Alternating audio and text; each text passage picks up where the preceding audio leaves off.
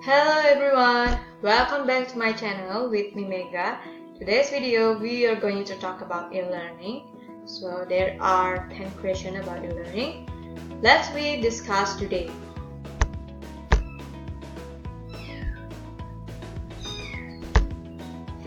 For the question number 1, what is e-learning? I think e-learning or online learning is a system or concept of education that utilizes information technology in teaching and learning, where the process doesn't have to be done in a class. We can do it anywhere and anytime. In learning can be divided into two categories. The first one is synchronous learning and the second one is asynchronous learning. So synchronous, it means that things are happening at the same time. So synchronous learning is involve online studies through chat and video conferencing. It's like a virtual classroom. And the next is asynchronous learning. It means that the student learns some material in different place and different time. Okay. Next question is, what are the basic features of learning management system? There are several basic features in learning management system. The first one is syllabus, as an overview of the course in outline form. It include objective, requirement, and the other. And the next is calendar, a schedule of deadline and course event. And there is a teacher announcement. It is a teacher update and a reminder in online course. They usually appear even entering the learning management system. The next is lesson, is content session usually organized by the topic. And next is Dropbox or assessment upload. It's a digital space in which document, presentation, the link to website, and more can be uploaded by the student and assessed by the teacher. Okay, and the next is testing and quizzing. So testing and quizzing is assessment that determine how successfully outcomes have been assessed. Okay, for the next question is, as an online teacher, give an example of good introduction writing for one topic meeting. Please explain. Well, for make good introduction writing, the writing style must be clear, concise, and direct. So please don't make it too long or too short. And then the sentence paragraph must be brief and simple. So the purpose is to make student more understanding. Okay, I will give you example about good introduction writing. So I choose psychology. So good example about the introduction writing. So the teacher give introduction about their course. Okay, let's move on to the next question.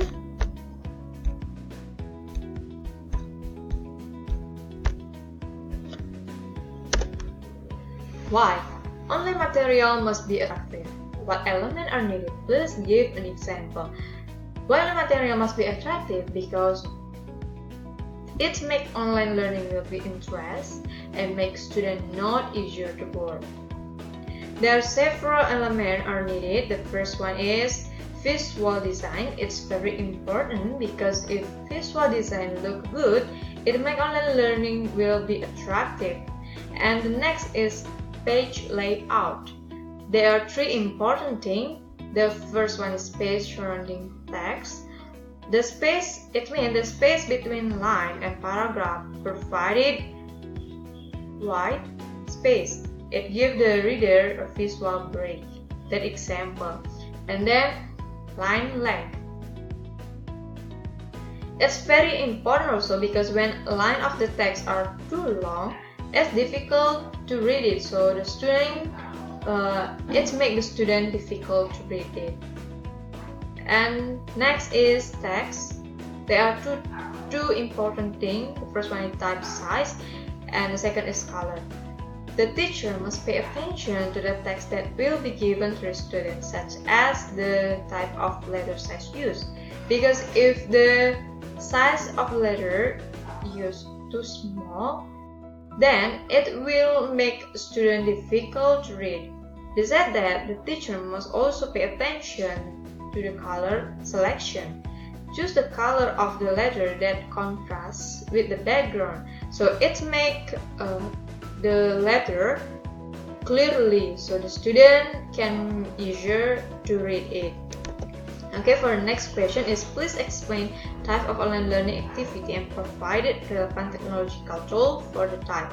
Actually, there are several types of online learning activity. The first one is class discussion, and the second online journaling activity. The third is shared knowledge base. The fourth is practice exercise, and the fifth is group project, and the last is receptive activity. So class discussion. I think I will explain about the class discussion.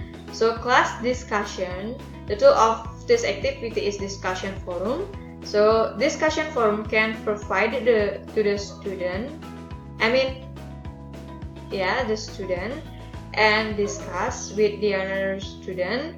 So student will more active and interact in the course because students are given more chance to give their opinion. Okay, I will give you example about the class discussion. So the example about the class discussion from the psychology, the student discuss about material they get from the teacher, like this one, and they also can give their opinion or ask about everything they can understand. So like this one.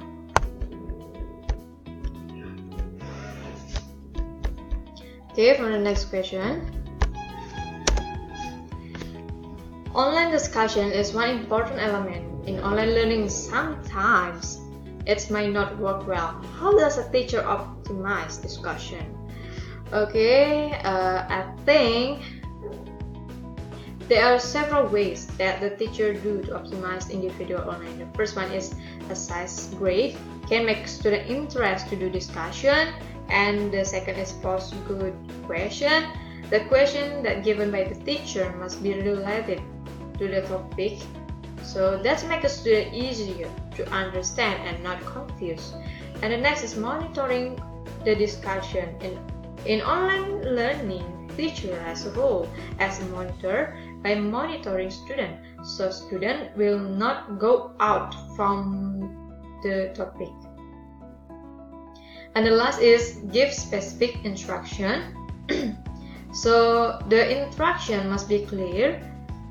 It make a student know what should they do. Okay, for the next question, please provide an example of learning resource that can be used to engage learner in online learning. Well, as we know, learning resource is very important in engage learner in online learning. So the teacher must prepare about it. Okay, we'll give you an example about the resource in online learning.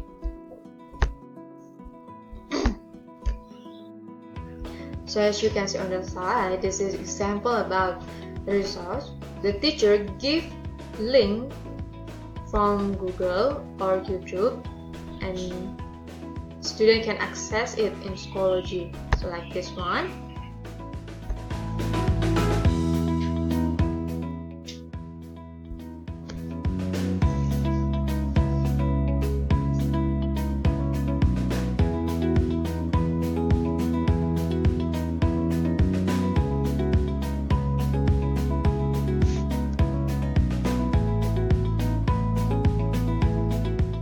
So the example about the link from the Google, and student can access it in Schoology. The teacher will give a link about the video from the YouTube, but remember the teacher must check it again about the link, because sometimes the link is not active. So if the link is not active, the student cannot access it in Schoology. Okay, let's move for the next question.